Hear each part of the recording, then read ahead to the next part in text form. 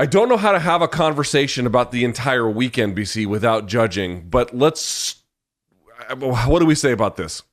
It was a split draw, meaning no winner. And of course, this is a big and important fight, not just because it was a main event and it was for the title.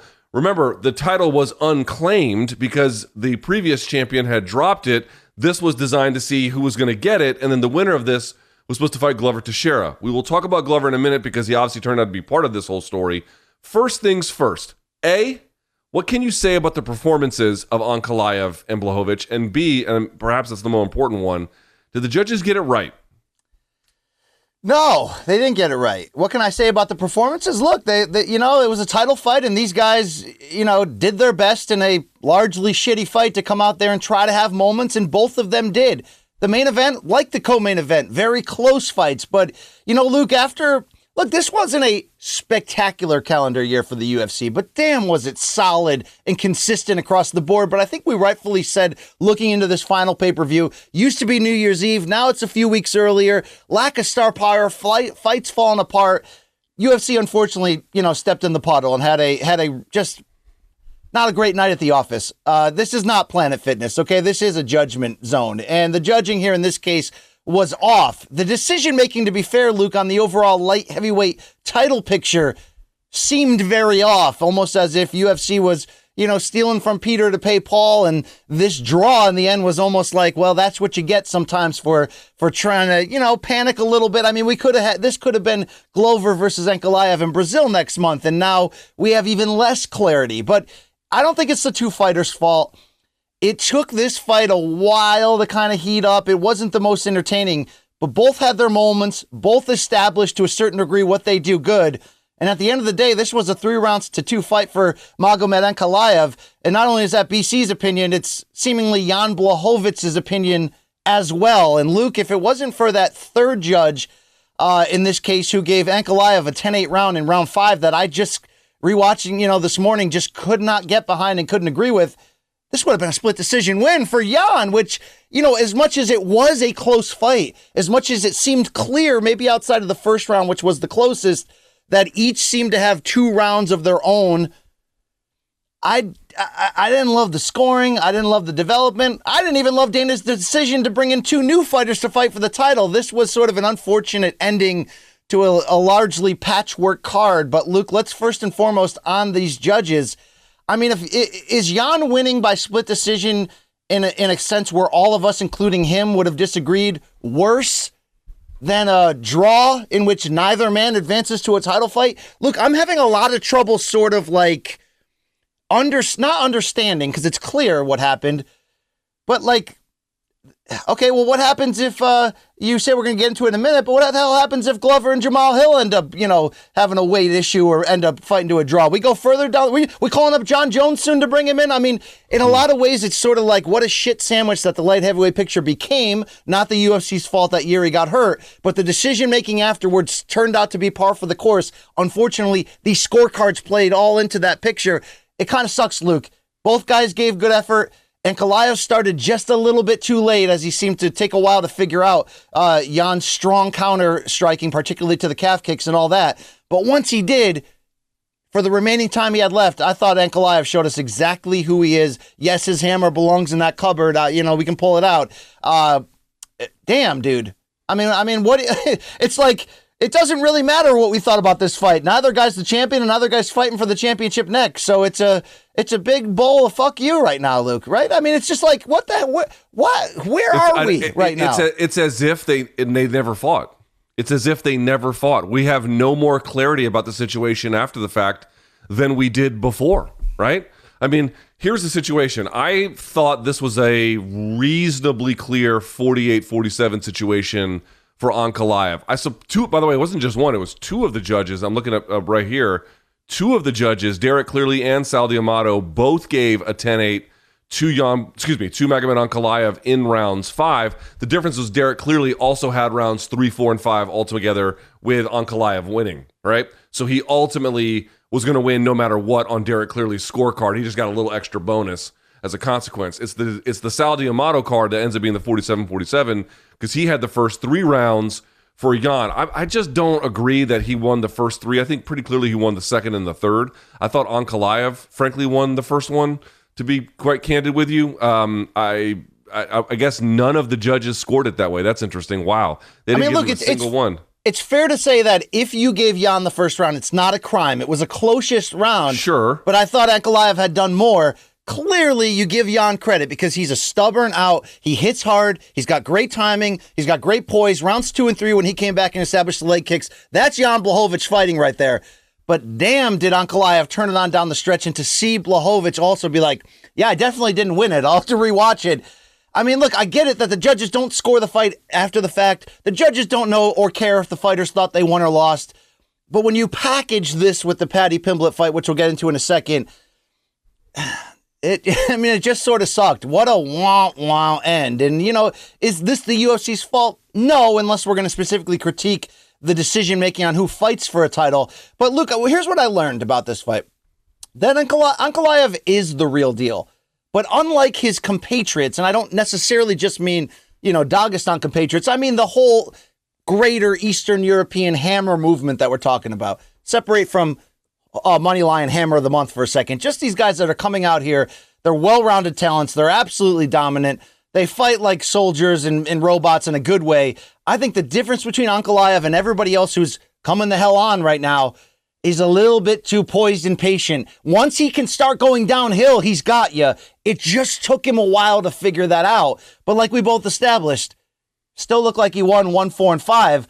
Only he's not going to get a chance to get that back. You know what I mean? I mean, look, would you have been upset if UFC said, okay, judges scored it a draw, it was what it was, but let's wait 2 months, 3 months even, and we'll do Ankalaev versus Glover like we probably should have originally done.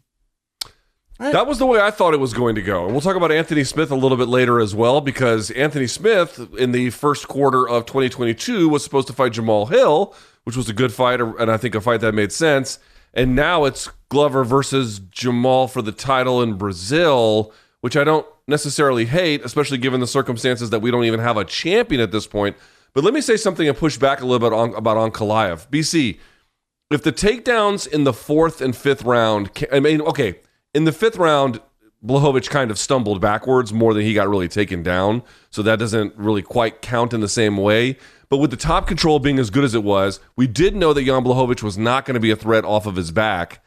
And he got torn up in those first 2 to 3 rounds with the leg kicks, did Ankalaev. But the takedowns came as easily as they did in the championship rounds. It's like, dude, why weren't you doing that before? You could even go back and hear his corner saying to him for Ankalaev, dude, what are you doing? Go over there and take him down in the first 5 seconds. Quit playing around with this guy. They were furious, begging him, and he didn't do it until too late. I will say this, the judging is weird in this one, not nearly as weird as the co-main, which we'll get to obviously here in a moment. So I don't know that the judging is like the only problem with this fight, although it is certainly something of discussion. I gotta say, as good as Ankalaev is, some fight IQ issues to not go for the takedown earlier in this contest. Yeah, he's a little too patient. Dude, let that hammer go. Way too patient. So, I don't know, like, back to the original question I sort of rambled out. I want you to actually answer this. Even Jan didn't think he won. So right. Did Sal D'Amato, who correct me if I'm wrong, but he's a rock solid reputation, correct? I would not say rock solid. I would say pretty good. Okay. If he hadn't done what he did, a 10-8 round 5, was it a dominant round for Ankalaev? Yes. Was it a 10-8? No. I mean, Darren Till, Dricus, Duplessis round 1? To me, that's a 10-8 round. This right. Round 5, no. But did Sal D'Amato in some ways do us a solid by going 10-8 in round 5, forcing that to be a draw to prevent Jan from winning the championship and then advancing on? I mean, is that the best case scenario for us, that even though I hate the idea that now 2 additional guys down the rankings are going to fight for this title, is that a better scenario than Jan winning and no one believing that he won? I don't know, dude. This is weird. I really don't. I honestly hadn't thought much about it that way until you framed it in the way you did. I don't know what the answer is. I really don't, because neither situation is good. Either you have a guy everyone sees. I mean, everyone likes Jan Blachowicz, but even Jan was like, I don't know if I won that shit, And then on the other side, you have no champion yet again. in a contest where I suspect that there will be some kind of finality, because most of the time there is. But yeah, dude, this is not great. And it's not great because you didn't have two bad performances from fighters, but you had kind of, uneven ones, right? Where one guy was really either good in one place or he just wasn't, and then vice versa. And then the judges are trying to make heads or tails of this with the criteria that they have, but it's all very imprecise, and you ended up with exactly where you started. Well, nothing got accomplished by the main event on Saturday. And Can we laugh about it? That's the biggest issue. It deserves it does deserve and this is not like aimed at Dana or the UFC, but it's just sort of like, you know what I mean? You take a few risks, and sometimes it's all shit in the end, and it all falls down. It all fell down on the UFC this past Saturday night. I mean, it did, Luke. It's just but it did and it didn't, right? Because we're watching it live. I know you were gone, but here was the weird part about 282, man. Through the first 10 fights, they had 10 finishes. I mean, it was on pace to be, potential card of the year territory, if obviously the main and the co-main had to be excellent, but it was a good night. It was a great night. And then when they got to the co-main and then the main, everything fell apart. So it wasn't all bad. It just ended bad. It was a tale of two cities, Luke. And, the French did great, but, all right, let's talk about that fight between Jamahal Hill and Glover Teixeira for a second. And we talked about this, I think, on Friday. You were out, which was that if you just look down the rankings, if you take out the folks who've already fought or are injured or something like that, then Jamahal Hill, even though he ranks 7th, he would be the next logical guy in line. That's just how the math would work. BC, what do you make of Glover Teixeira versus Jamahal Hill? All right, here's the deal. Glover Teixeira deserves the shot at the title. I felt he deserved a shot Saturday night at the title. I get that he, in some ways, took himself out of that event by not being willing to fight Ankalaev on such short notice. Okay, he seemed to have the leverage as a name, as a former champion. They didn't take him up on the idea to rematch Jan on short notice. So, staying true to the idea that the belt's on nobody right now, so let's go back to Glover, who's willing, just won the championship, just fought his heart out in a loss to Jiri or Yeezy, depending on your stance. I'd say, okay, I'm happy that he's fighting for it. But, I'm not here to criticize anything Jamahal Hill's done. In fact, you look at the recent record coming off of his only UFC loss, his only career loss, which was a first-round TKO to Paul Craig in 2021. God, those 3 straight victories, all by stoppage, 2 of them by first-round knockout. The names Jimmy Crute, Jimmy Walker, and Thiago Santos are a nice escalation. Yet, did he earn a title shot with those 3 wins? Hell no. So this isn't, I'm not here to hate on Jamahal Hill, man. He's got a sweet jump shot, by the way. I saw him on the court. He's also a very good fighter, but he just got to cut the line and in such extreme fashion. Now, look, extreme measures extreme circumstances cause for extreme measures. This was that. But this is weird to see Glover now getting to go home against a guy way down the rankings who, while it's not as if Hill doesn't belong in this conversation, has he fully earned it? No. So, Luke, what happens if, a month from now, Jamahal Hill is your new light heavyweight champion? Look, it's about as weird as I can remember something. It really is. And is there a better scenario? Yeah, maybe. I mean, I know they wanted to make this date. They wanted to have it in Brazil. They wanted to have a title fight up high on that marquee. This announcement, by the way, pushes Figueiredo versus Moreno 4 down to the co-main event. Okay, UFC has a history of putting the higher weight title fight, in the main slot. But this fight is, it's going to feel like a title fight coming in because the title's on the line, but that's the only part of it that's going to feel like a title fight, Luke.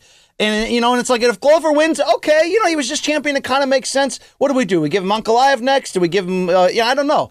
But what happens if Jamahal Hill wins, Luke? That doesn't make a mockery of the division, but it's certainly not best case scenario in the timing that we typically go through where someone has to pass a certain amount of tests to get there.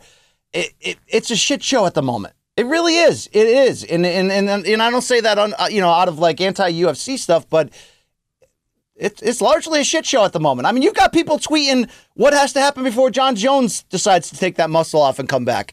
I mean, the post-John Jones era, which you expect in some ways for the title to switch hands a couple times, and it has, but it's been bizarre, Luke. And this goes in new directions that I never imagined. That doesn't mean Glover versus Jamahal won't be a banger. That's what they're both about.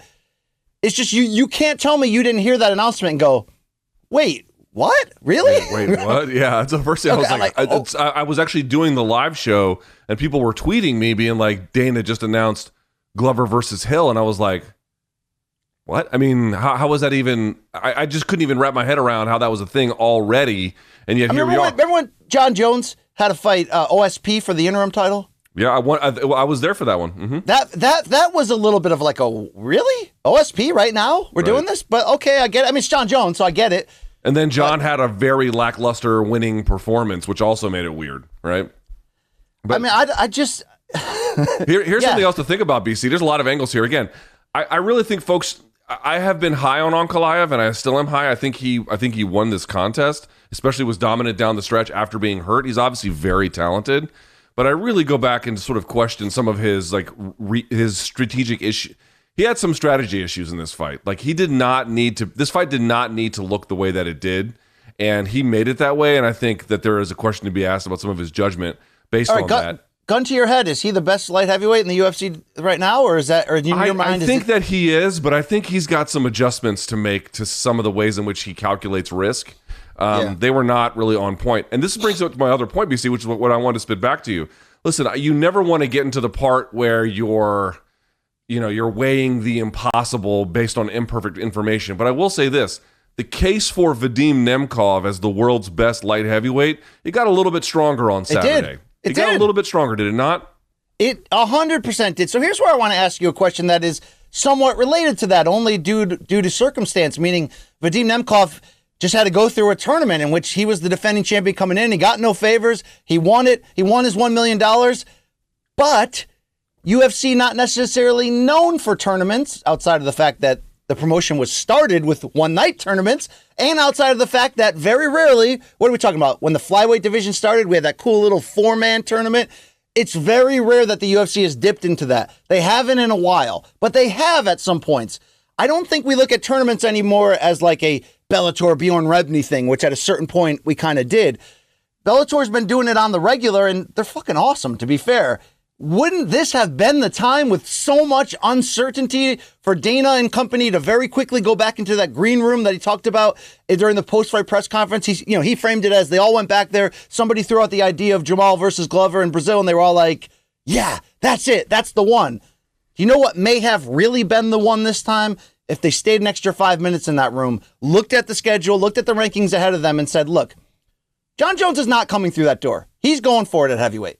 Jiri Prochazka, not coming through that door. He's out at least a year, career to some degree in question.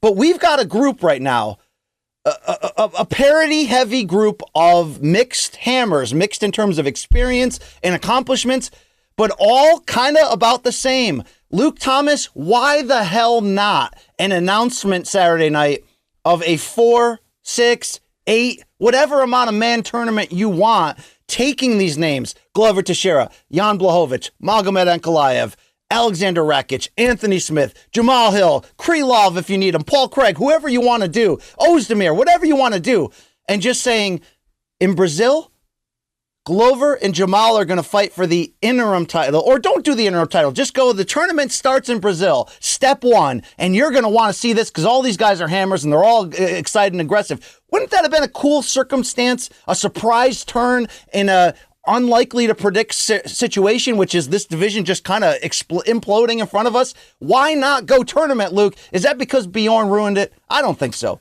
I think it is. He's not that he ruined it, but as long as that idea is seen as something that competitors and smaller promotions outside the UFC do to set themselves apart, UFC is never going to want to borrow their idea. If there was a way to like borrow it and then make it seem like they came up with it, then they would. But a tournament, even though they are the ones, to your point, who originated with it in MMA, but that was so long ago, different era, different owners, different company, blah, blah, blah, they're just not going to go with it. I do agree it would bring clarity. It would bring some forced a resolution to the whole thing, but a tournament just seems or even a four-man. I mean, a four-man one they might do. That's what they should have done here. They should have done some version of Ankalaev versus whoever they want to do it. They could have done a four-man tournament here. I don't want to say the names in that particular order, but you get the idea. Like, there was a possibility here. Now they're just kind of having to do listen, there are strengths and there are weaknesses to the matchmaker model. And the matchmaker model, where a matchmaker, begins to pick the fights,